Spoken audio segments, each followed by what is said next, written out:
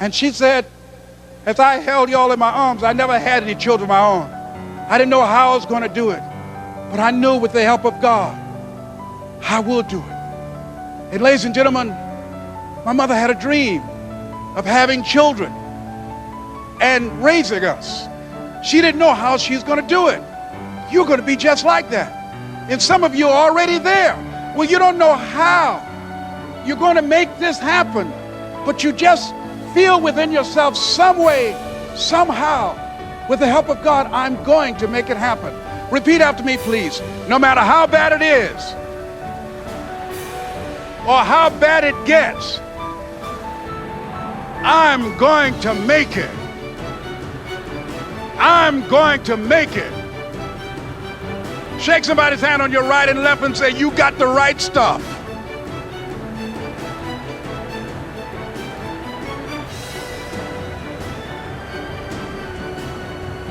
So yes, it's possible for you to live your dream.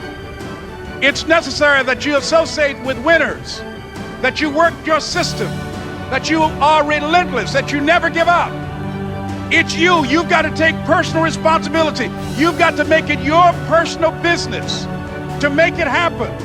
And you've got to resolve within yourself that I can do this, that it's hard, but you've got to say, I'm the one.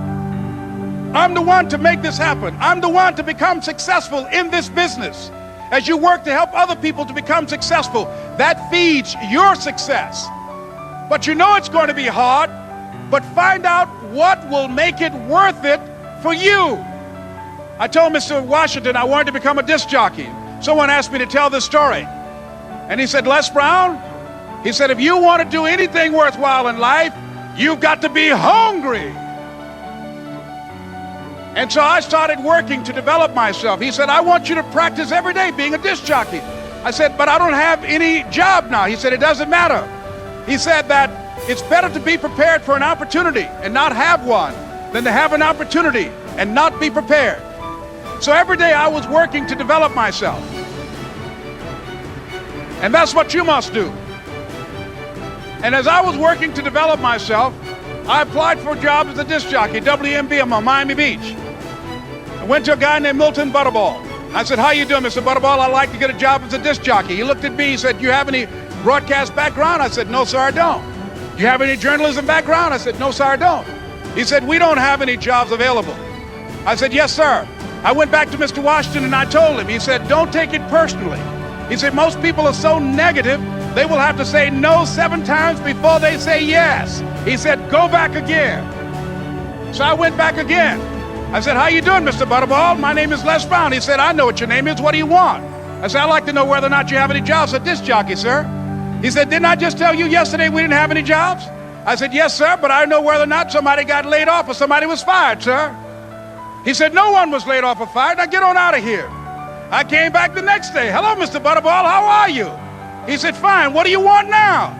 I said, I'd like to know whether or not you got any jobs, sir. Didn't I tell you the last 2 days we didn't have any jobs? I said, yes, sir, but I don't know whether or not somebody got sick or somebody died, sir. He said, no one got sick or died. Now don't come back here and throw me out again. I came back the next day like I was seeing him for the first time. I said, hello, Mr. Butterball, how are you?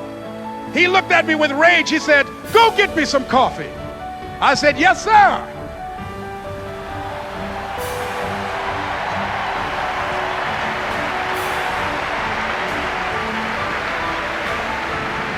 And I went to get him some coffee. After a while, I would get their lunch and dinner, and I would go in the control rooms and take the disc jockeys their food, and I would not leave until they would ask me to leave. Then they started trusting me to pick up entertainers that came to town. Entertainers like the Four Tops and the Temptations and Donna Ross and the Supremes. I would drive them all over Miami Beach in the disc jockeys' big long Cadillacs. I didn't have any driver's license, but I was driving like I had some.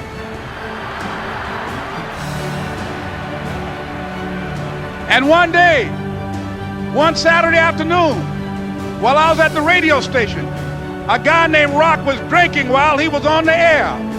I was the only one there, looking at him through the control room windows, walking back and forth, young, ready, and hungry. I was saying, drink, rock, drink. Drink, rock. I'd have gone to get him some more if he'd asked me to. Pretty soon the phone rang, and it was the general manager. And I answered the phone. I said, hello? He said, Les, this is Mr. Klein. I said, I know. He said, Rock can't finish his program. I said, I know. He said, would you call one of the other DJs in? I said, yes, sir. I hung the phone up. I said, now he must think I'm crazy. I called my mom and my girlfriend, Cassandra. I said, y'all turn up the radio and come out on the front porch. I'm about to come on the air.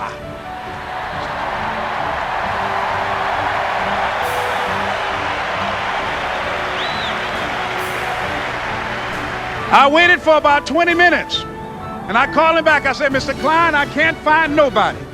He said, young boy, do you know how to work the controls? I said, yes, sir. He said, go in there and don't say nothing here. I said, yes, sir. I couldn't wait to get behind those controls. I put on an old Stevie Wonder record called Fingertips. I sat down behind that turntable. I said, look out, this is me, LB, Triple P. Les Brown, your platter playing papa. There were none before me, and there will be none after me. Therefore, that makes me the one and only. Young and single and love to mingle, certified, bona fide, indubitably qualified to bring you satisfaction, a whole lot of action. Look out, baby, I'm your love man. I was hungry. I was hungry. You gotta be hungry.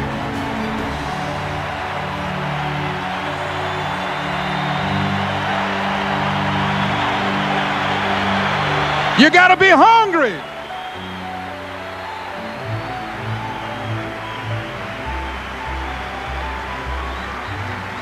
So, ladies and gentlemen, if you want to make your dream become reality, the people that are running at their dreams know that it's possible that you can live your dream, that it's necessary, that you're relentless, that you have a plan of action, that you are creative.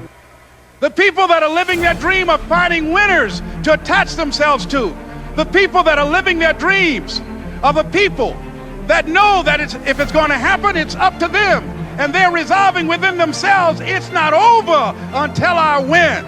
The people that are running after their dream know they're going to have hard times. They keep on running because they're saying within themselves, I'm the one, no matter how bad it is or how bad it gets, I'm going to make it. The people that are running after their dreams are the people that are hungry. Shake somebody's hand on your right and left and say, you gotta be hungry.